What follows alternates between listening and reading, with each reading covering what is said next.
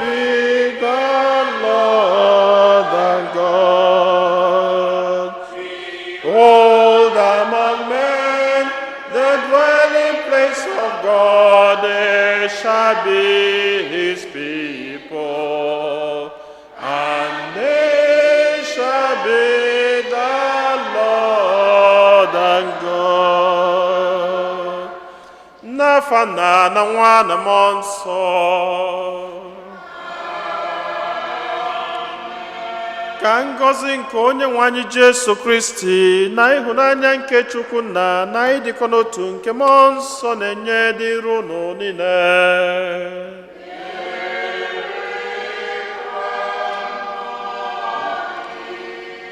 Ụmụnne m na Kristi, tata bụ ụka nke ise n'oge na-adịghị n'emume nke ụka.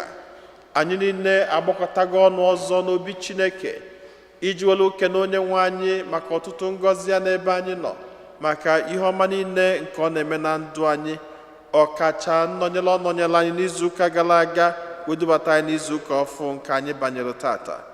Ka anyị na-ekene Chineke maka ihe ọma ndị a niile, ka anyị na-ewere onwe anyị, na-ewere ezinụlọ anyị, na-ewere atụmatụ anyị niile dị mma na-erunye n'aka ya, na-ayọ ka ọ na-edu anyị, ka ọ na-agọzi anyị, ka ọ na-agbazili anyị. Anyị nwere ọtụtụ ebumnobi ndị ọzọ nke anyị ji gbakọta ọnụ n'aja masị n'ụwa, ka anyị natazi ya n'isi ala runye Chineke ebumnobi ndị ahụ niile.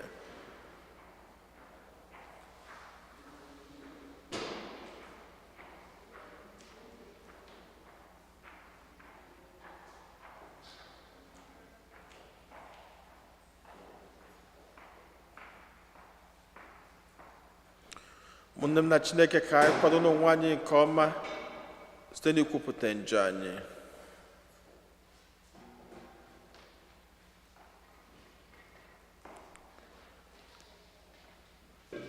Ekwupụta m ngwa Chineke ji ike niile.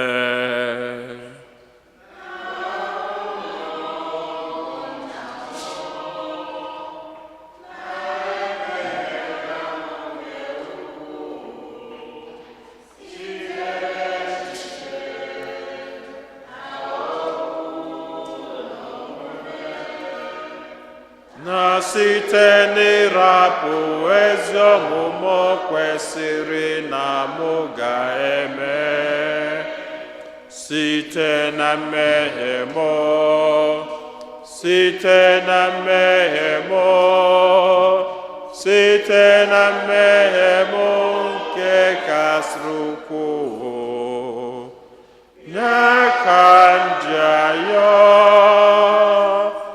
Maria dị ngọzi, Virgin ọkpụ, na ndị mmụọ ọma na ndị nsọ niile, na unu ụmụnna m, ka unu rịọbara m ose bụwa Chukwu anyị ayịyọ. Ka Chineke ji ike niile mere anyị ebere, gbaghara anyị njọ anyị, duru anyị na ndụ ebe.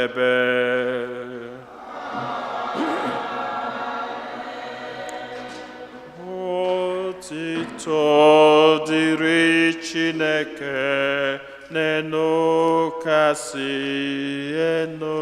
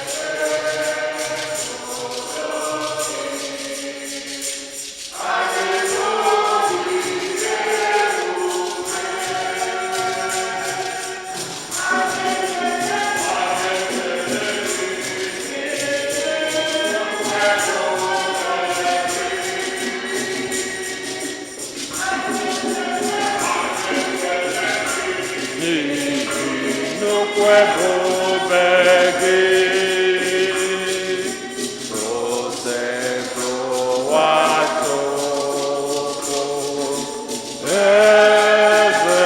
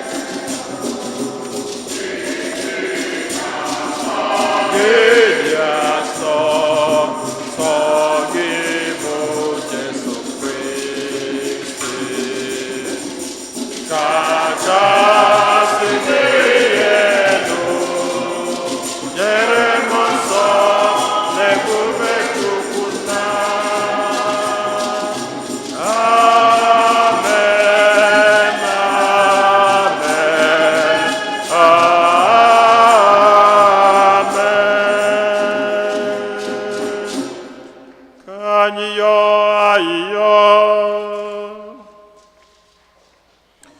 Biko dị nwenụ, were obiọma na-echekwaba ezinụlọ gị nke tụkwasịra nchekwube ya niile naanị na amara nke n'igwe gị. Meenụ ka nchekwaba gị gbaa anyị bụ ndị ezinụlọ gị gburugburu oge niile. Anyị yọrọ nke a site na dị nwe anyị Jesu Kristi nwa gị, onye gị na ya dị ndụ na-achị na ịdịkọ n'otu nke mmụọ nsọ, otu Chukwu site n'ụwa ta ụwa niile.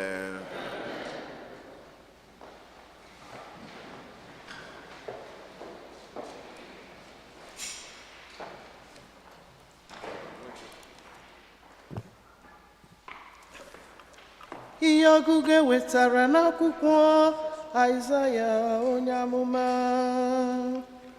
Leenụ ihe Onyenwe anyị kwuru: ka gị na ndị agụụ na-agụ kee nri gị.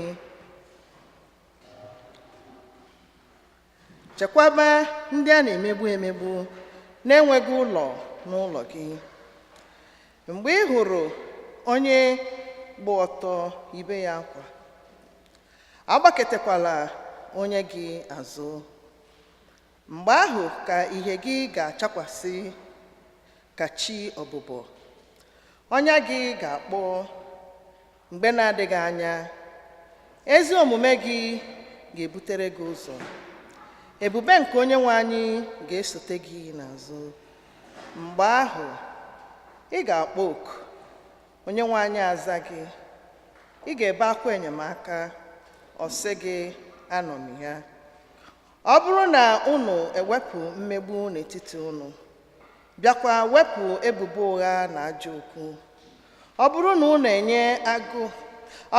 enye ndị agụụ na-agụ ihe oriri, bịakwa mee ka obi lọtuo ndị a na-akpagbu akpagbu, ihe ga-esi n'ime ọchịchịrị chawapụtara unu, itere ewedịrị unu ka etiti ehihie.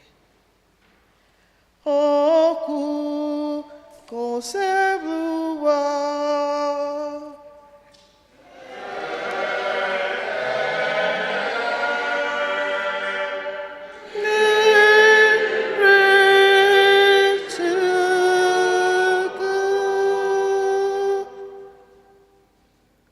onye ezi omume buru ndị aka ha dị ọcha ihe na-achawapụta n'ọchịchịrị.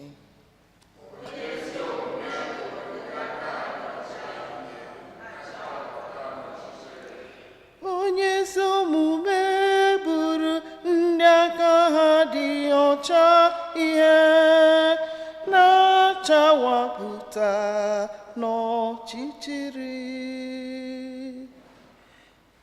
Onye ezi omume buru ndị aka ha dị ọcha ihe na-achawapụta n'ọchịchịrị. Onye ezi omume buru ndị aka ha dị ọcha ihe na-achawapụta n'ọchịchịrị.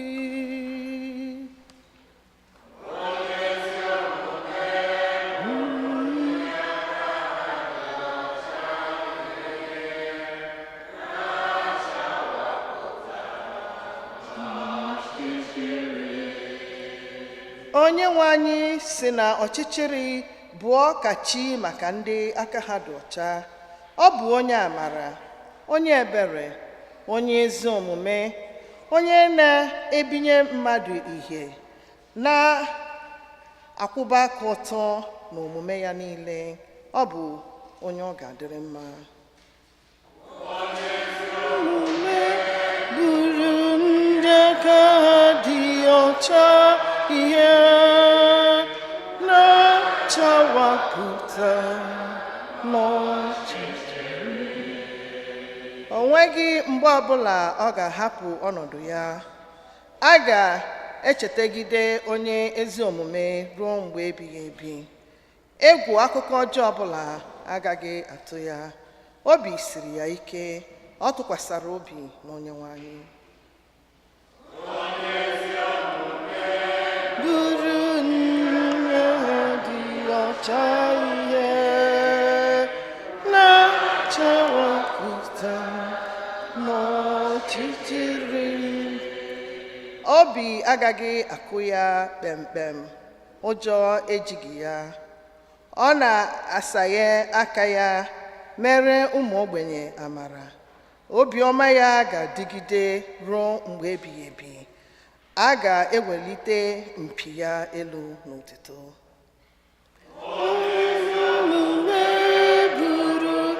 N'aka ha dị ọcha ihe na-achawapụta na ọchịchịrị. Ihe ọgụgụ ewetara n'akwụkwọ ozi mbụ Pọl dị asọ degara ndị Kọrint.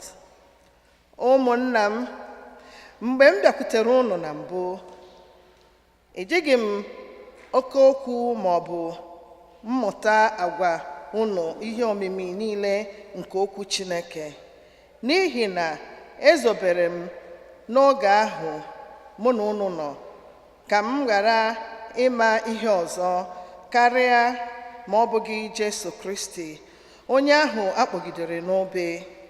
Mgbe m bịakwutere unu, ahụ adịghị m ike, anọdụrụ m n'etiti unu n'egwu na oke ịma jijiji.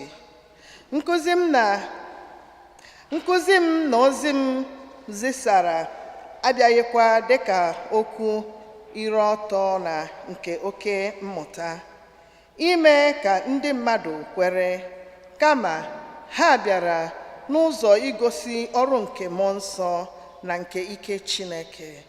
Ya mere, ọ bụghị na amamihe nke mmadụ ka okwukwe unu dabere, kama ọ dabere n'ike nke Chineke. Okwu Kosebuwa.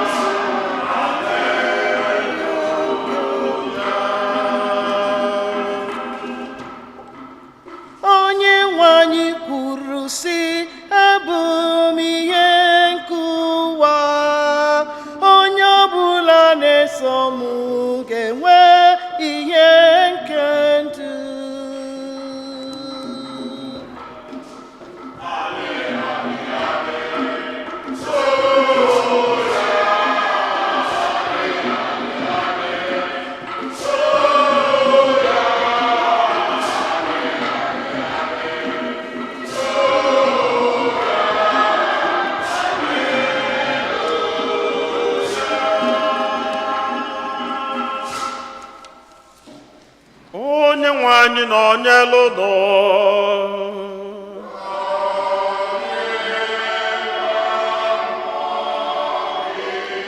ihe ọgụgụ nke ha si n'oziọma dị nsọ nke Matiu dere.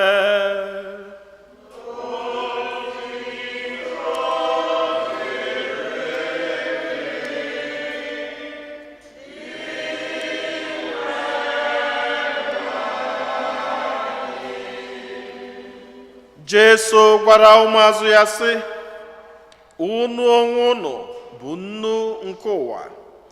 Ma ọ bụrụ na nnu atụfue ụtọ ya, gịnị ka ọ ga-eji weghachite ụtọ ya? Ọ baghịkwa uru iji mee ihe ọbụla ọzọ, ma ọ bụghị ịtụfu ya n'ezi ndị mmadụ azọọ ya ụkwụ. Unu onwe unu bụ ihe nke ụwa. Obodo ewuru n'elu ugwu adịghị na nzuzo, adịghị amụnye ọkụ were ite kpuchie ya, kama a na-amụnye ọkụ dobe ya n'elu ihe idobe ọkụ, ebe ọ ga-esi na-enwuru ndị niile nọ n'ime ụlọ. Otu ahụkwa meenụ ka ọrụ unu na-enwuke ihe n'ihu ndị mmadụ, ka ha wee hụ ọrụ ọma niile nke unu, wee too nna unu nke bi n'eluigwe. Oziọma nke osebruwa.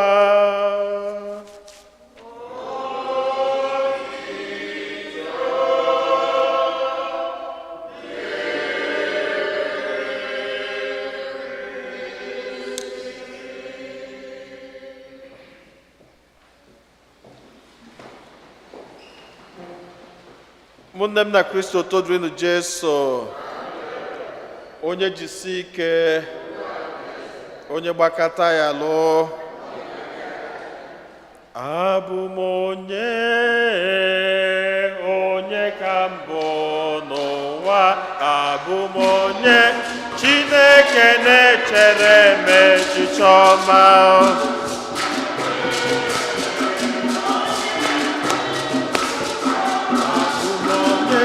Chineke na-echere m echiche ọma. Abụ m onye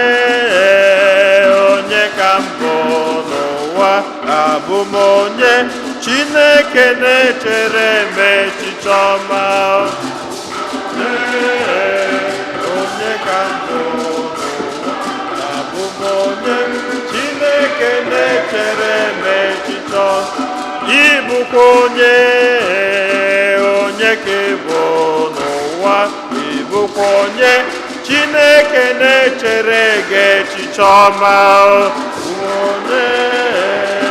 Onye ka mbụ n'ụwa, abụ m onye Chineke na-echere m echiche ọma. Nyenụ ya, nyenụ ya, nyenụ ya, nyenụ ya. Ndị nne nyenụ ya, ndị nna nyenụ ya, ụmụaka nyenụ ya, ndị nna nyenụ ya ekele ọma. Abụ m onye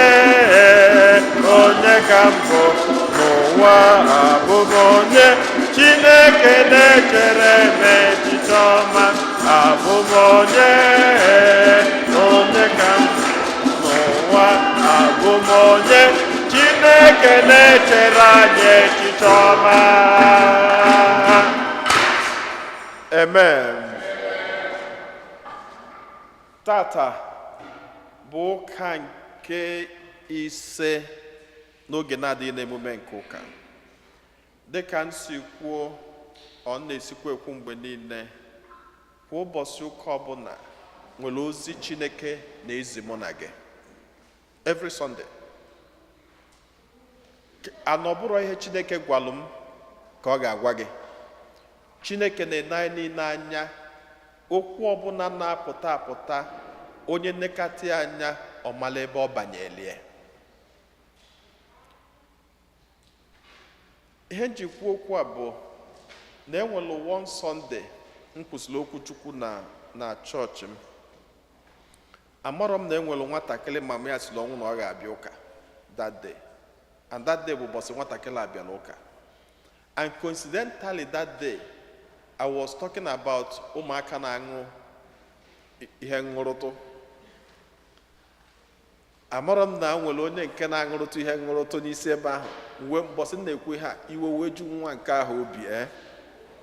Ọfịa ka ọ ya dọgbuo mama ya for bringing him to the church. It was a war. So after mass, mama ya drag ya, ọ na-esi ọnwụ na ya da abịa. Even ọ na-ajụ mama ya mụ ya agwalụ m. Meanwhile, amụrụ m ndị ha bụ. Amụrụ m ndị ha bụ. But that day was, and it was, makwụrụ dị m ihe njiwele emphasis on that. And that was the only day ọ bịagoro ụka mama ya drag nwụrụ.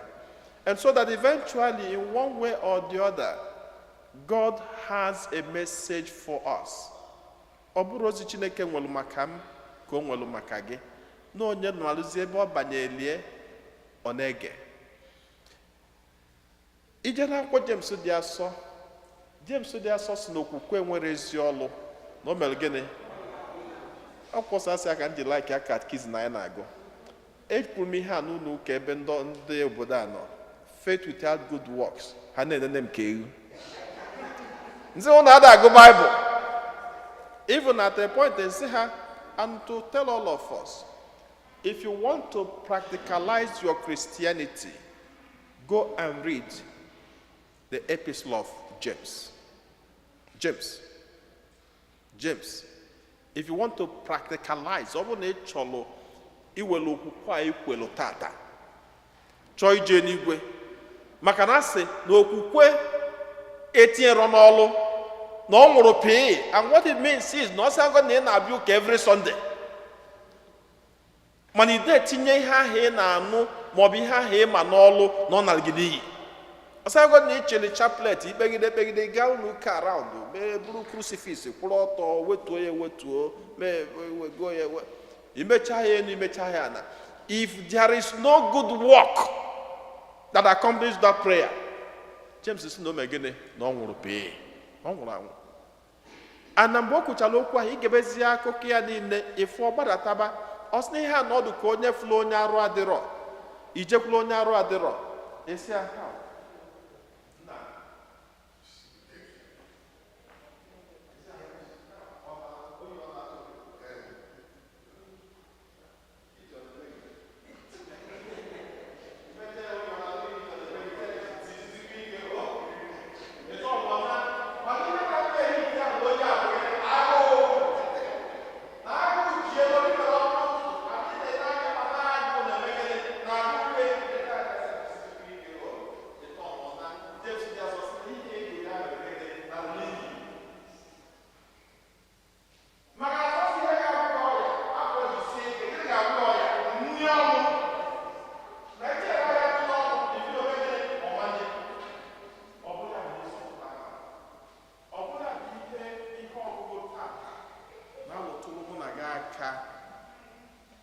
Isaiah buru amụma.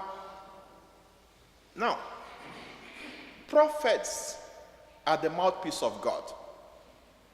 Ịgụ akwụkwọ nsọ na Old Testament say, now a prophet does not say what God did not tell him to say.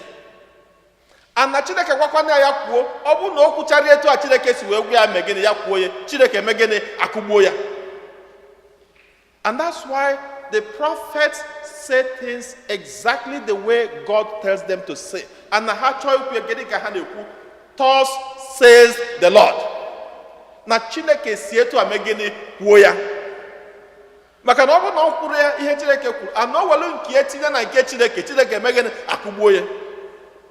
So at this time, we call it in the book of Isaiah. First Isaiah, second Isaiah, third Isaiah. And they all wrote at different circumstances. At the time this second Isaiah wrote, Israel si na Babylon wenata, they came back from exile.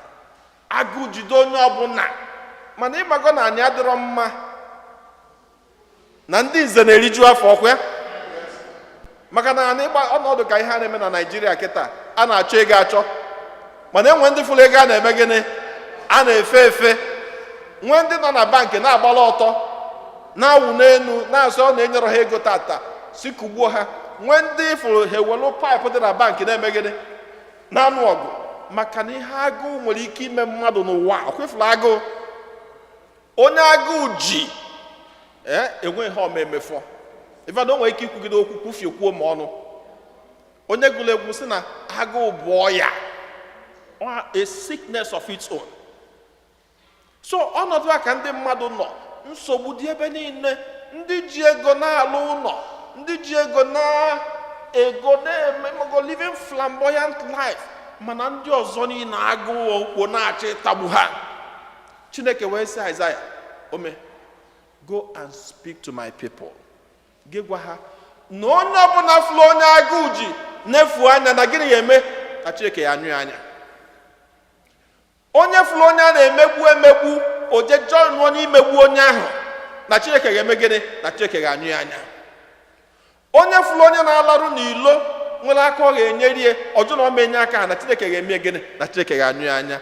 Mana ka o kwuchakwala okwu ahụ ọ lụtụkwala anyị aka that there is blessings when we are charitable. N'ihe ọma niile anyị na-eme n'ụwa anụnwa ada efu efu. ọ bụrụ na nchetalụ n'ozi ọma na gospel ebe ọ sị na ọ bụrụ na ị chọọ inye onyinye ga-ekwena ka aka nne gị fụ ihe aka ekpe gị na-enye. Ọ sị, because your God who sees in secret will do what? Will reward you. So we gosi na onyinye ọbụla na ihe ọma ọbụla i mere n'ụwa anụnwa nwere etu Chineke si akwụ ụgwọ ya. God pays you even without you knowing. Sometimes ị ga-afụ ihe a na-anya na moto, ị nwere ike nye nwa enweghị ụgwọ ndị na-aga between Brookville and Francis Lewis. Just we didn't go inside. I was just driving, wee cheta na enwe ihe m chefu. N'anya, eche na medegị anya na side mirror, afọrọ moto. Etieze m ka m revise ya n'ike one moto. Ọ bụ na onye ahụ eshiftụrụ aka ya just obele. Maybe ha ga-ebi na dom. And you can imagine speed o ji abịa na ihe a kwụsị na dom, enwe ọzọ Father Cosmas ọzọ. That is the end of Father Cosmas. Mana ka this young man suwelu bu amakọrọ m ka o si fom moto apụtakwuru like amara m ka o si pụta. But in my own brain anyago m nke nje bụrụ mmadụ. Mana ịma na enwere onye ọ ga-abụ Chineke gụpụta ya n'ụdị ihe a. Gịnị ọzọ ka ọ ga-ekwu? N'anya ma moto since 1937. No experience ka ya nyere ihe a kịta. Otu onwe ya ma n'elu o chefuo na enwere ụgwọ Chineke ji kwụrụ ya maka ofu obere ihe ọma o mere mgbe ọ marọ. Ọnya ka ịbịa na Aịzaya ịbịa na mgbadati Aịzaya sị na Chineke ga-eme ka ọchịchị bụrụ gịnị ife na ndụ gị, that there will be light even in darkness. That God will pay you back. That even in darkness, God will put light in your life. Ọbịa na nke ịbụ ịgbadatakwu ya ọsị Chineke sị na ịnọdụgodị na nyanya na ya ga-eme gịnị? Na ya ga-agwọ gị. Ụmụnne m na Kristi, God blesses us when we are charitable, when we help, when we extend our helping hands to others. Ị bịa n'ozi ọma asị anyị na anyị bụ nnu nke ụwa, the salt. Anyị ma ihe bụ nnu. Those of us who see Africa, mgbe friji pụtara, before tupu friji ewepụta, rapụchakwa na friji adịgo kịta. Even friji nwa dị kịta ọkụ adịkwuro. Eji use friji nwanụ. But mgbe friji adịrọ, my grandmother, nnu salt, ka o je preserve ihe. Ihe ọ bụla o mechaa ya ọsọ abụrụgodo anụ ka o mechala owelu nnu megide protect ya ka o were rapụ imebi. Ọsọ anyị tata, that we are the salt of the earth. Imagine ebe isi chachalụ nni, si chacha nọ ọmalịcha stew, itiri ya nnu, idobe nke ahụ na-agụ, isikwa another one tinye nnu, isi ndị mmadụ bịa test ya. Ka ị na-eche ndị mmadụ ga-eri? Nke itinyelu nnu, because the other one is tasteless. Salt brings taste. Chineke sị anyị that we bring taste in people's life when we show love, when we are charitable, that we are light when we are charitable. Abịa n'ihe ọgụgụ nke abụọ, St. Paul na-akọwalụ ndị Kọrint. O wee sị ha, nye abịakwutela unu tata, nye jiri amamihe mmadụ were bịa, because na ọ bụrụ human wisdom. Akwago m ya ọfụma sị, God does not stay in the brain. God does not stay in human intellect. Kedebe Chineke bi n'ime obi. God lives in your heart. God lives in your soul. And that's why the heart is love. But the human brain is only calculations. It's only and St. Paul wee sị ha, unu rapụ oke amamihe ahụ niile unu nwelụ. Na mgbe ya na-abịakwute unu, nye ji obi umeala wee bịa, nye ji ịfụnanya wee bịa, nye jiro amamihe wee bịa. Because he came with the Spirit of God. Chineke anọrọ n'isi. And so sometimes we do a lot of calculations. with our head. If we don't get it to the heart, it's useless. Can you put an instance? And sometimes, okay, 3 days ago, one of my cousins, my direct cousins, one day my mom died in Abuja. The valve was blocked. Doctor said, don't worry, MRI surgery. They deposited 6 million. MRI surgery, all the go man. I know how to 6 million. And then the doctor. And they do surgery. MRI surgery. On ICU. A debezio would be hand a go. As of the time this young man had, in fact, the family were even saying, Nandi doctor manaunya, because now he is being sustained by oxygen. Mana onwe no nyama kana ko. Anagidela yego nagida yego that I had to contribute the second time. Okay, na boy ha bro ego 50,000. Yeah, before this young man, we've put in about 14 million. And the doctor knew be natachega or fapi haga fapu this boy one. And these are human beings. Even when they know that this family is suffering to even get this money, hachichiobi, rapietwa, then give them information. No, no, barozulu, that he's dying. Hamalu. Than burning them up and then doing the right thing at the same time. That is uncharitable on the side of those doctors. But again, igasino eto anyone ebe igasi mbase ni ma ewete ego. What if nobody wetekwa ego ahu odendo? What if neme kataliha that those doctors were not cheat? And so I tell every one of us, neighbor, that for some reasons, God placed us here for others. It's a privilege. It's not a right. God, for some reasons, so many people of your age, of your time, who wished to come in here, J for visa, they don't even get. Even on the father now who have visa.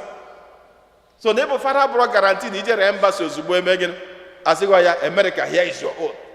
So for you to find yourself here is a big privilege. I know that can do. Osia bulu godin choncho tuunye makanonye Chineke nyela anyi onyero here. No matter how small, it can be burdensome. Father Kiri will hear that I don't forget. And only one of my friends is in Nigeria will be a bamba. Here, my friend Dana Jumbo, up to saying, Father, I lost my wallet. Or Homarafia, Manihone Chetabo, that name only, I lost my wallet. You were for a year, I drop on easy. Even though they will not do the phenomenon, manato so many people or the reason. Makaukwa hope lost in na train station pota to get $2.50. Yageju was a boss because na wallet ya full became so difficult. And he appreciated how difficulty things are to so many people. My dear brothers and sisters, Chineke siani tata ne opekatampe. No matter how small, there is blessings that comes from giving. Amen.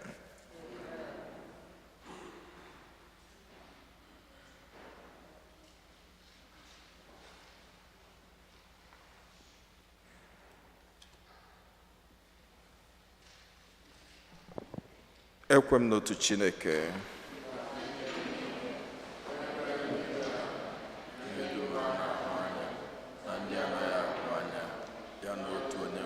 Jesu Kristi, so otu nwa Chineke nwụrụ, nna mụrụ tupu ụwa tụọ ụwa niile, Chukwu si na Chukwu, ihe si n'ihe, ezi Chukwu si na ezi Chukwu, a mụrụ ya mụ eme ihe eme, ya na nna bụ otu ihe n'ihe ha ji bụrụ Chukwu, onye si na ya mee ihe dum, onye maka ihe anyị bụ mmadụ na maka ihe nzọpụta anyị si n'eluigwe gbadata, o were arụ na Virgin Maria site na mmụọ nsọ ọ bụrụ mmadụ, abịa kpọgbuo ya n'obe n'ihi anyị. N'oge ọchịchị Pontius Pilate, ọ taa afụfụ, ọ nwụọ, enie ya, o bilitere n'ụbọchị nke atọ ka akwụkwọ nsọ siri kwuo, ọ rọgoro n'eluigwe nọdụ n'aka nri Chukwu. Ọ ga-abịaghachi ọzọ n'ebube ya ikpe ndị dị ndụ na ndị nwụrụ anwụ ikpe. Onye ọchịchị ya na-enweghị njedebe. Ekwe na mmụọ nsọ, onye nwe anyị na-enye ndụ, onye si na nna na nwa pụta, onye a na-esekpụrụ na-etokọdo ya na nna na nwa, onye si na ndị amụma kwuo okwu, onye maka ọsọ Katọlik na apọstọlik, ekwupụta m otu baptizim nke mgbaghara njọ. Ana m atụ anya mbilite n'ọnwụ ndị nwụrụ anwụ na ndụ ụwa ga-abịa. Amen. Ekpele nke ndị kwelụnụ mmadụ ịtọ ga-edu anyị na ekpele. Chineke efula anyị n'anya, anyị bụ ụmụodibo gị agbakọtago ọnụ n'obi gị n'ụbọchị tata iji welu sọpụrụ gị, iji welu fe gị ofufe. Anyị na-ayọ ka iche ntị ma nụrụ anyị anyị.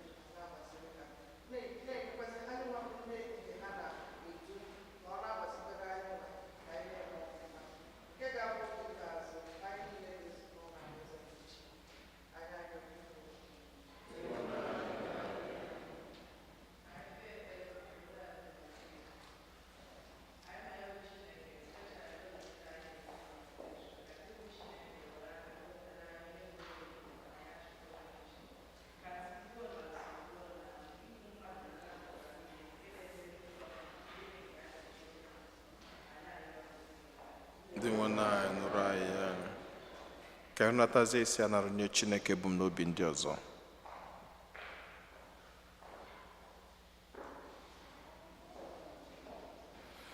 Mgbe m kpọrọ gị bịa za m, Chineke, mgbe m kpọrọ gị bịa za m, na onye nwe m, mgbe m kpọrọ gị bịa za m, Chineke, mgbe m kpọrọ gị bịa za m, ene n'anya na njọ m. Chineke efula anyị n'anya, anyị ewelugo ọtụtụ ebumnobi anyị, mkpa anyị niile, ọnọdụ nke ndụ anyị niile wee gosipụta gị n'ụbọchị tata. Anyị na-ayọ ka iche ntị n'ụlọ anyị anyị ma gbuola anyị mkpa anyị karịa ka anyị pụrụ ịyọ gị site na Kristi onye nwe anyị.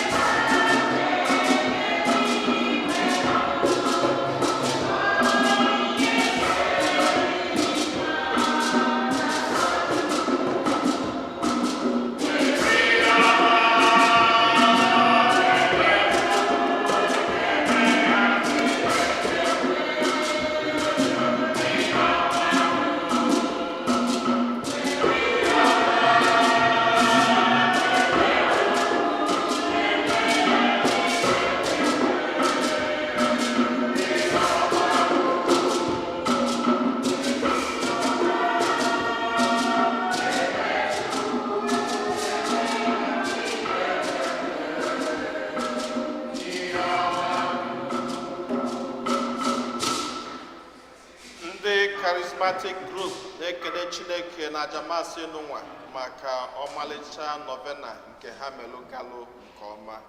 Rịọbanụ ụmụnna m ka aja mụ n'ụlọ na-achụgburu ihe ga-asọ Chineke ji ike niile nara nọ.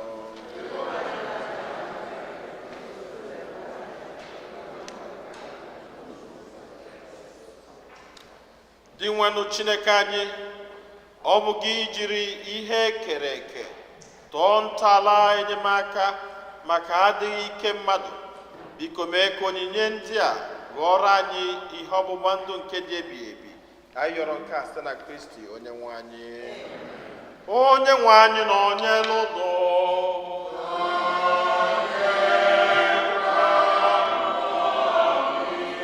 welite n'obi enu.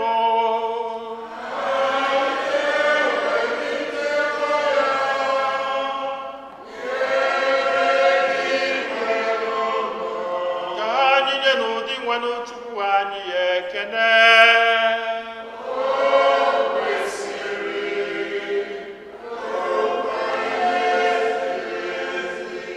O kwesịrị ezi bụrụkwa ihe ziri ezi na-azọ ndụ na anyị ga-enye gị ekele oge niile na ebe niile, o nna dị nsọ Chineke jikere na onye ji ụwa tụwa site na Kristi dị nwe anyị, onye sitere n'obe ya na mbilite n'ọnwụ ya zọpụta anyị na njọ na ọnwụ ebebe, sitekwa na ya gbabata anyị n'ọkwa dị otito nke anyị jiri bụrụ agbụrụ ahọtara ahọta ndị nchụaja nọ n'okwu eze mba dị nsọ ndị Chineke họtara onwe ya, ka anyị bụ ndị siri n'ọchịchị ịkpọbata n'ihe nke gị dị ebube na-ekwupụta aka ọrụ gị n'ụwa niile. N'ihi nke ya anyị na-eso igwe ndị mmụọ niile nke eluigwe na-eto ebube gị oge niile na ukwe na ekwe.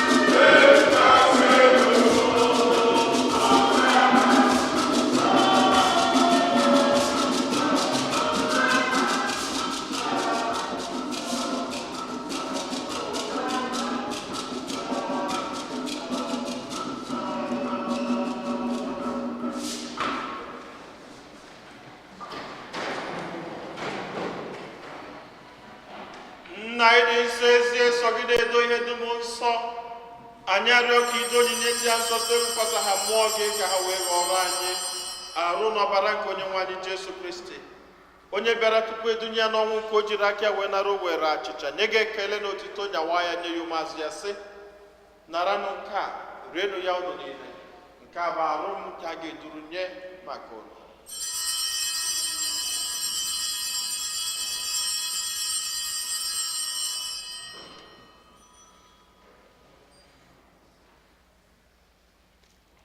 Otu akwa ka o si ime mgbe ha richara nri anyasị, o buru iko mmanya nyekwa gị ekele na otito bunye ya ụmụazụ ya sị, naranụ nke a ṅụọnụ ya ọnụ niile, nke a bụ iko nke ọbara m nke ọgbụgba ndụ ọhụrụ dị ebebe, a ga-agba ya n'ihi nna n'ihi mmadụ niile ka e were gbaghara njọ n'ebenụ nke a na ncheta nke m.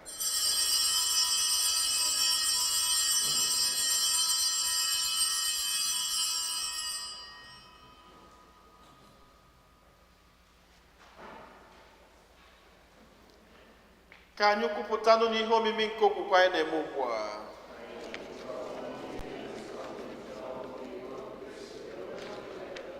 Nna, na ncheta nke ọnwụ na mbilite n'ọnwụ nke nwa gị, anyị ebunye gị achịcha nke ndụ na iko nke nzọpụta.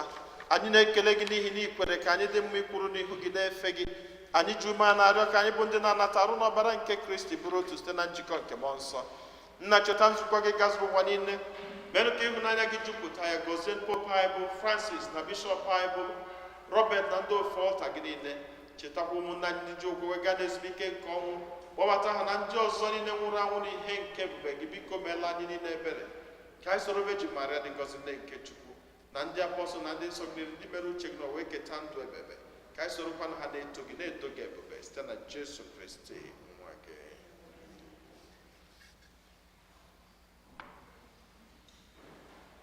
Ihe niile kere eke na-eso ya bụ Kristi, na-esikwa n'ime na n'aka ya na ịdịkọ n'otu nke mmụọ nsọ, na-enye gị bụ Chukwu nna ji ike niile, nsọpụrụ na otuto niile site n'ụwa ta ụwa niile. Nna anyị nọ n'eluigwe,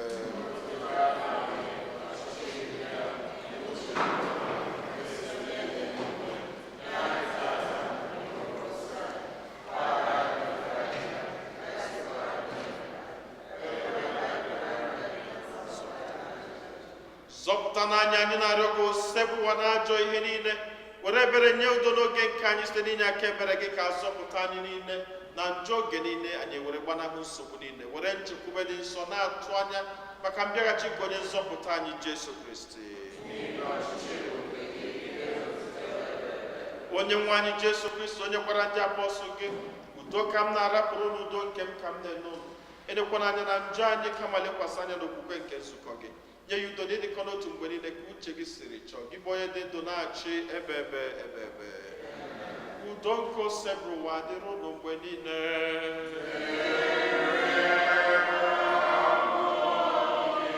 Nyerịta n'onwe unu wee kene nke udo.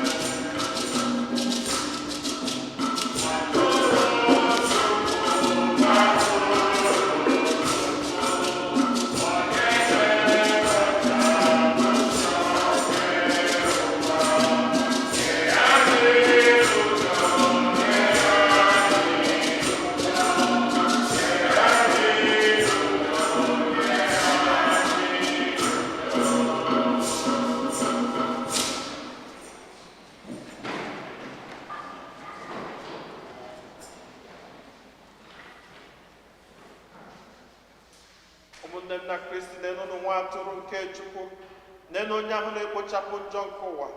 Anyị niile nwekwa n'isi ọma bụ ndị akpọ n'ori nke nwa atụrụ Chineke.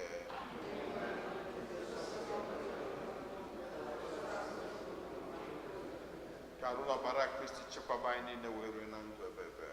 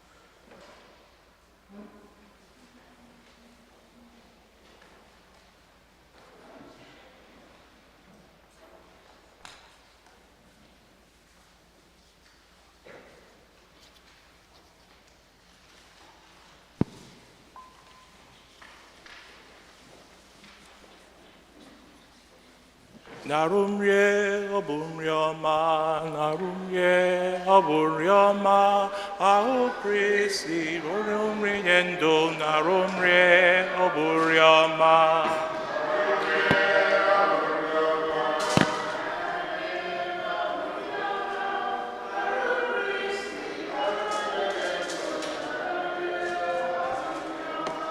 나룸rie 어부려마 나룸rie 어부려마 아로 크리스티 로루리엔도 나룸rie 어부려마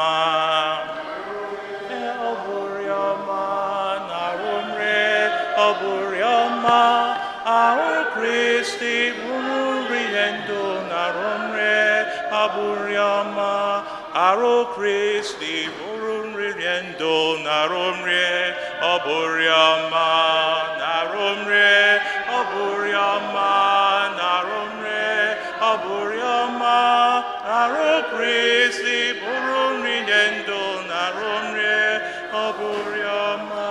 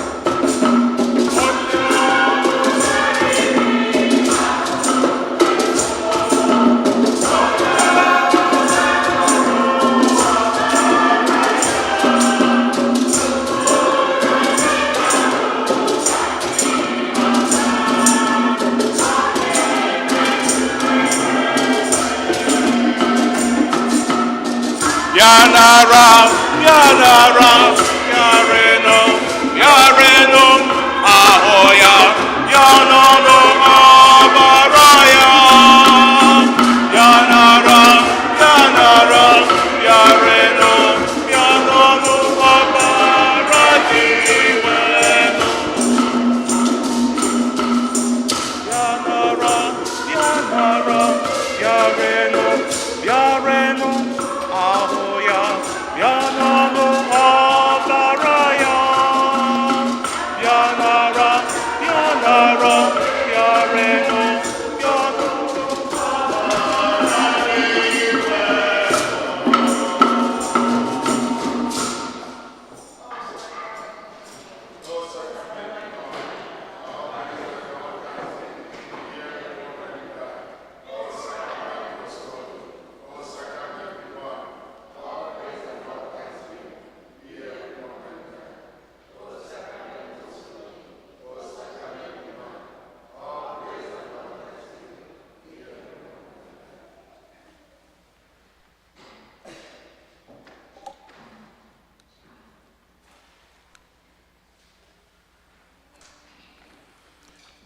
Ka anyị ya ayọ. Chineke anyị, ọ sọrọ gị ikenye anyị oke n'otu achịcha na iko, biko nye anyị amara ibi ndụ iji bụrụ otu n'ime Kristi, ka anyị na-amịta mkpụrụ ga-ewetara ụwa aṅụrị nke nzọpụta. Ayọrọ nke a site na Kristi Onyenwe anyị.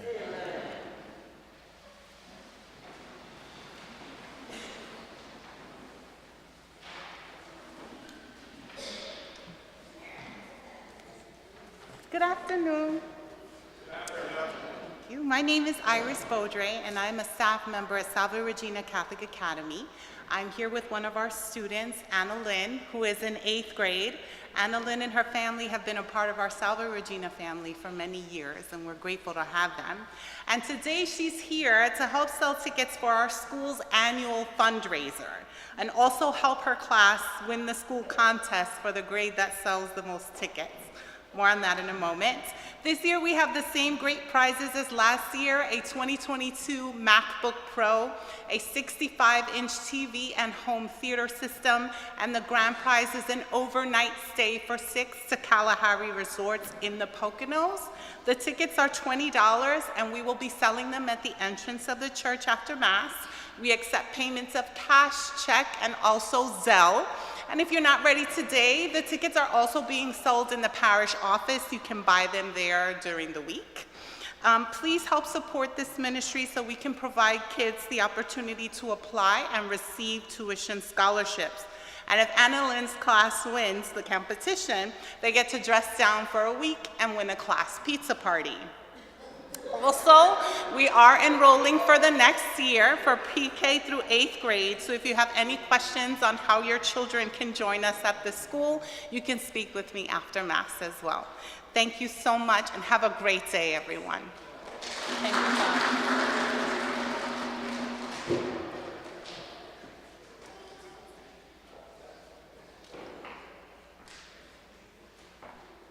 God. Otstedri Jesu.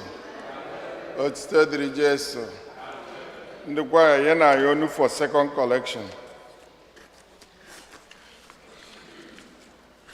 Leio Chineke nna mere mụ eze Jizọs, mama dịrị gị.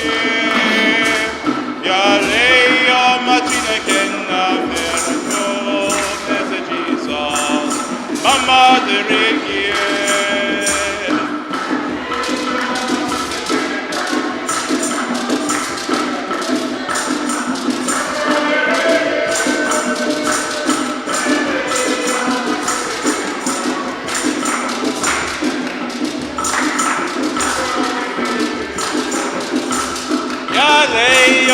Chineke nna mere mụ eze Jizọs, mama dịrị gị. Bịa lee ọma Chineke nna mere mụ eze Jizọs, otuto dịrị gị.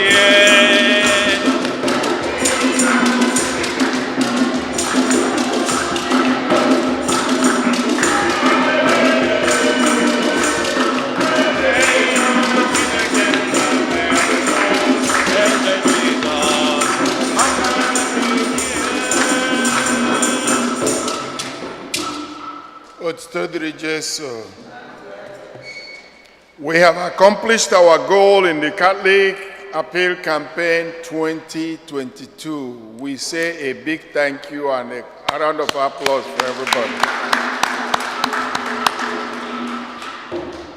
The parish na-ekene onye ọwụna tinyere na-asịkwa ọgwa na-enweghị ọkasị dịghị n'obi.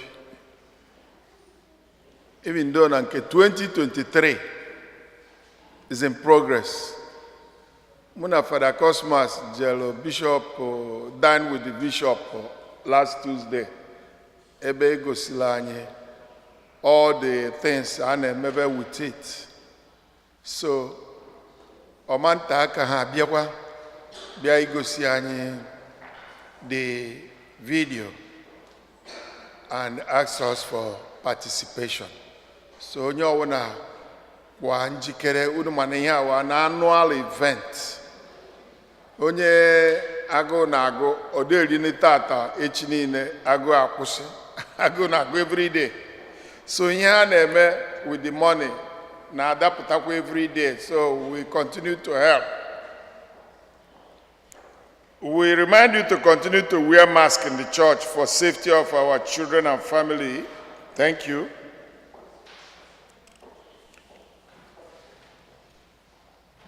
Nde Maria Regina, Salve Regina have just announced, there's no need to repeat it. Join us for the anniversary mass of the transfer of the lyrics of St. Fortunata on Sunday 12th, which is coming Sunday. The mass will be 12:15. As is customary, St. Fortunata Italian Society will be joining us, but all are welcome. Unu mana flight of the infant Jesus, flight of the Holy Family into Egypt, Odikwana here too. From next Sunday, it will be in the bulletin. It's 19th of this month. That's 2 weeks today. And Nuku Kochuku, Brooklyn and Queens will be here, live and direct, now in the by Bishop Roberts Brennan. So, Ejikwado, ndị kwaya nwe practice na basement. Ọma mgbe oge enwebu practice nya mana unu fudu oyi den I mee ya so na Zoom. Mana ọ dị mma ka I mee live practice wee kwado ọfụma nnekwu ụkọchukwu a. This is the first time ọ na-abịara anyị ihe a. Mgbe ọ bụchabu auxiliary ọ bịarọ. Mana ọ dị mma na anyị show a very good example so that anyị kpọkwa anya odowela anyị that last Sunday of February for the flight. So ndị kwaya bikono aga agbadan. And the organizing committee as well, the flight organizing committee ga-enwekwa nzukọ na agbaksa biko all those members unu ma onwe unu ọ bụrụ ka anyị kpọwakwa ya ebe a unu nọ na forum ka onye ọbụla gbaa mbọ bịa nọnye. And I then a forum, a lot of people were pledged. Onye Jinkie, Solomon and Uche no here. Ndị abịarakwa n'ụka since ha. There is still room for pledge. Anyị na-asị ọgwụrụ mba ike na family ya nọ. Biko, kọọlụnụ ha aka Chukwu edunetego ha.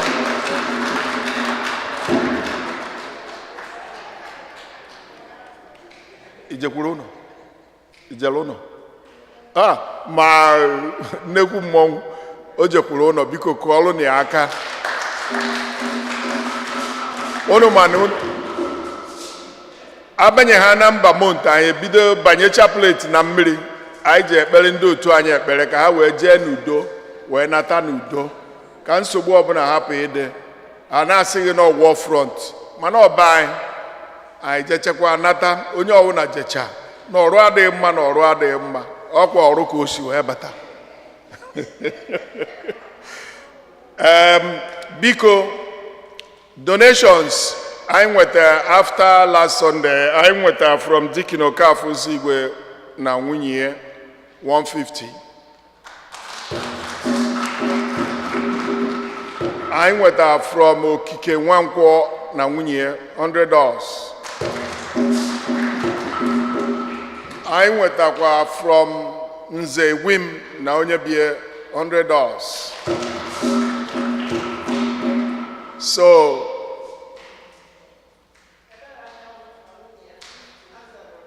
okay, ebere anyanwụ na nwunye $50. There is already sold. So ndị bịara ọfụ tata dịka mmadụ dịka Ugochukwu Ezema. Ugochukwu ọkwa ịbịa bugo ụka bịa? Okay, Ugo jere ụnọ ndị ọka natakwara emitim ya n'ezi agụ. Ya na onye ndị bịa ka aka ọrụ Chineke aka. ekpere anyị dunetekwe ha too. Okay, ka anyị bidozie.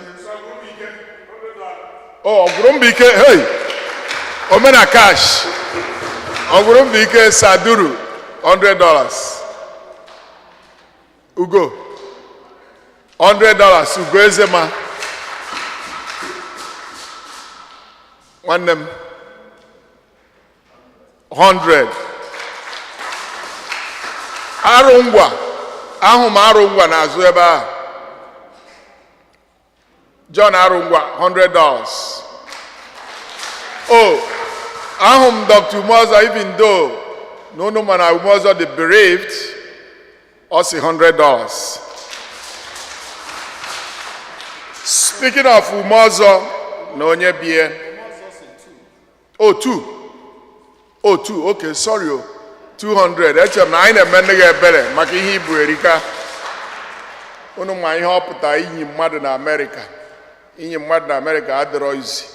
This is what they are going to undergo starting on Friday. This Friday na funeral home didebe na nke nwade na Linden Boulevard. Foster Phillips. By 4 p.m. to 8 p.m. Mrs. Ifomume Galain State there. Ifomume bụ direct senior brother to Ada Umozo.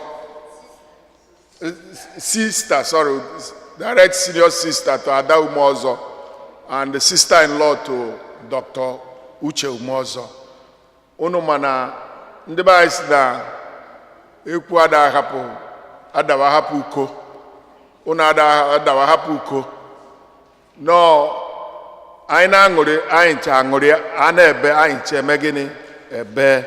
So na ọ dị mkpa na anyị pụta that Friday 4 to 8. Unu mana ndị a ada eme African time. 8 o'clock we are out of there. That's the ihe ha kwuru. Then on Saturday 11 a.m. she will be buried, laid to rest. That's St. Charles burial ground na Long Island. So biko by 11 a.m. Kuno gbambo.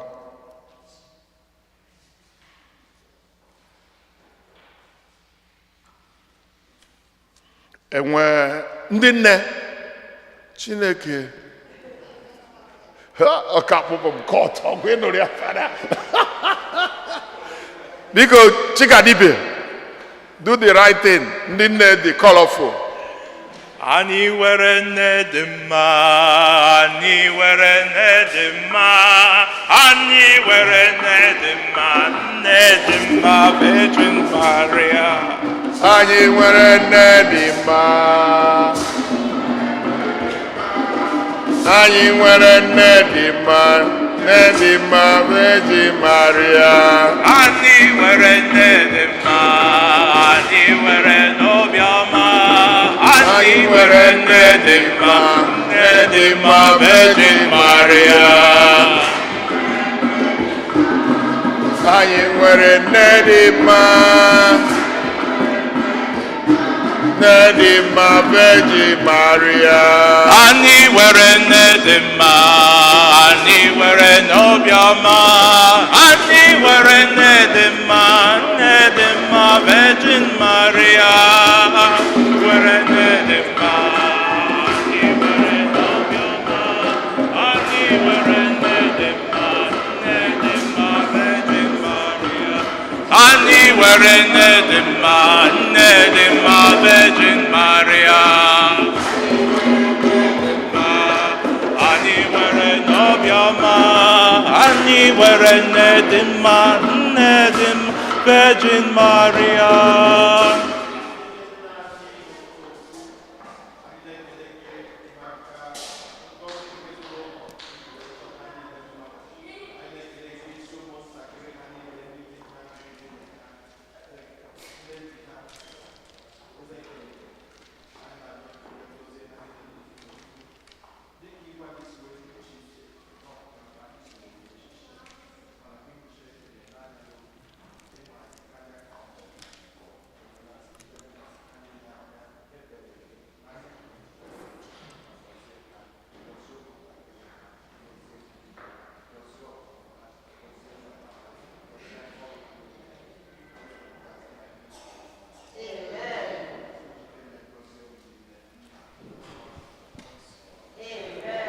ọ bụ onye na-aza mama nne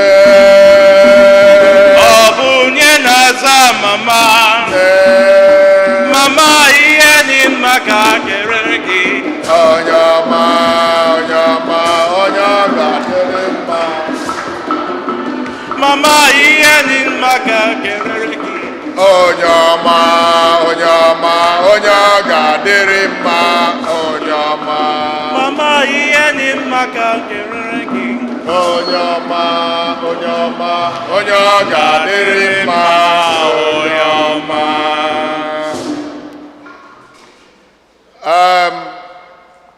unu cheta mbọsị a gara aga fada na-ekwu na ebe ọbụla ụkọchukwu nọ bụbụ ụkọchukwu onye wụ isi so next week ebe a ka ezi Igbo ga-anọzi so ebe anụnwa ga-abụzi obi Igbo extension from next week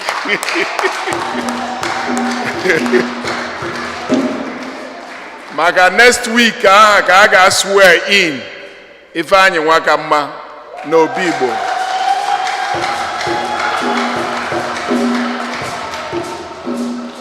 and ihe ga-precede ya bụ interdenominational mass by 4 o'clock or the 3 o'clock akasịa ụka ewee sizi ya Chineke dubie na-echi ya ka o wee na-achịziri ndị Igbo ọfụma ma o mekwara ka mmata maka nzukọ anyị nwere yesterday na Igbo week maka ọ na-adị mma ibido plan bụ ihe ọfụma ịma na o bidogofu wee kpaba nkata ozugbo Igbo week for this year ga-abụ June 30th to July 4th or 6th. Okay, July 6th.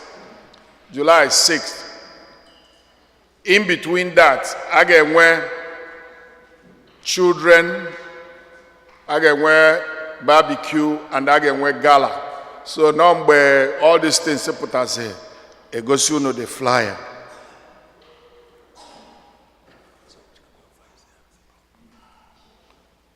And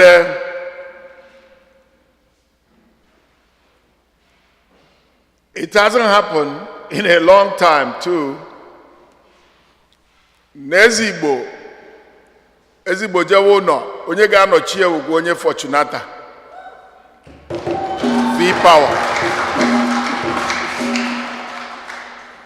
V-Power bụ the vice I ga-swear ha ncha in this coming Sunday. So now if we're going to say Fortunata we hear Jesus in the Igbo now. On March 25th,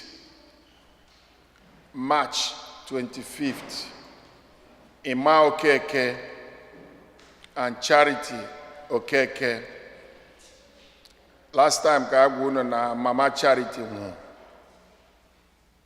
and the COF, Committee of Friends Yana Gani, that day no Igbo. Mgbe ahụ onye nke anyị ga-abụgolo onye na-achị a ga-celebrate the life of the mother of Charity. So unu maka anyị si eme anyị ga-apụta n'igwe wee je support ha na ndị nke anyị ka ha otuto dịrị Jesu. Enekwa m anya wee fụ Mama Ejima enwe ihe na-agwa anyị maka flight $50.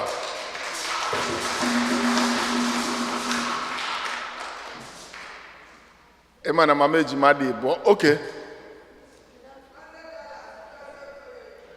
Okoye oyibo $100 nwoke mgbogbo. Mama Ejima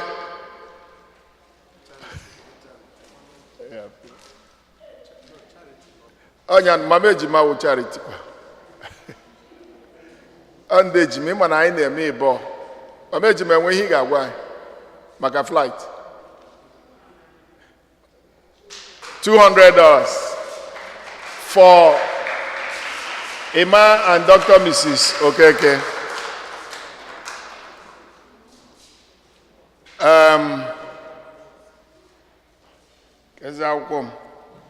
Ọ dịkwa ka ekwutechego m ihe niile a ga-ekwute aka. Anyị nwe birthdays. Anyị nwe birthdays. Any birthdays? Before I forget, biko nwaanyị Haiti.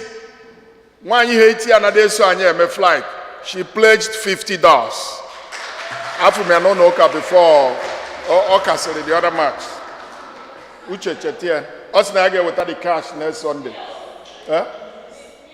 Miss Mills, okay, afia na agbafukanum. Anyị nwere birthday, nwere anniversary.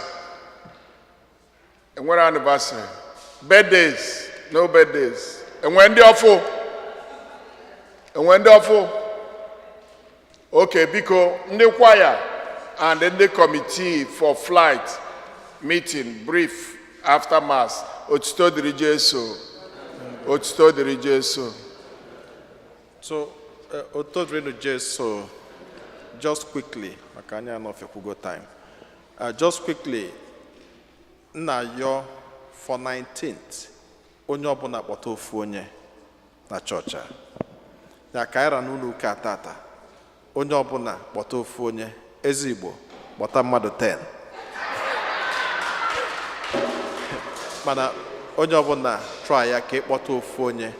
Ọgụ na ịkpọtara ọ bụ na nwoke na ebe a kpọta nwunye gị, ọ bụ na nwunye na ebe a kpọta di gị, and then kpọta mmadụ a ga-achọ ka unu ka ju eju ndị ga-akụ egwu, and then remember again nke a bụrụ nke late bụrụ nke bishọp na-eme n'afa na a na-ebu ịgba na-ebu alụ so a ga-esi etichi ihe niile n'oge ka anyị rapụ igosi ka anyị na-eme ka anyị pịkọta onwe anyị ọnụ. Ọzọ ndị nne akwụnụ nwere ihe na akwadoza. Thank you. Ngwa Chineke gọzie anyị niile, nyadịla anyị niile mma site na Kristi onye nwe anyị. Onye nwe anyị na onye lụlọ.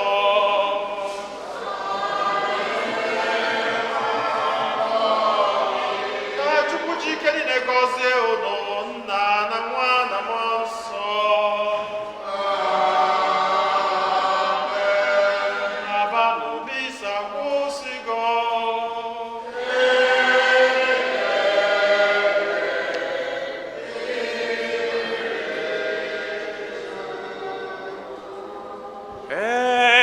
Como wabile ko tata oyamba.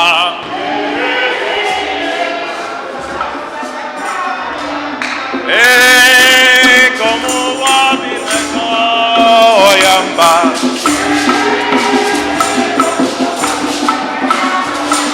La panzoria ma pananzino tata oyamba.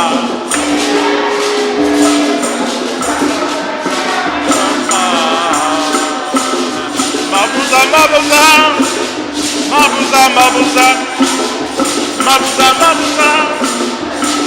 Gabanzolio mabumanzino tata oyamba.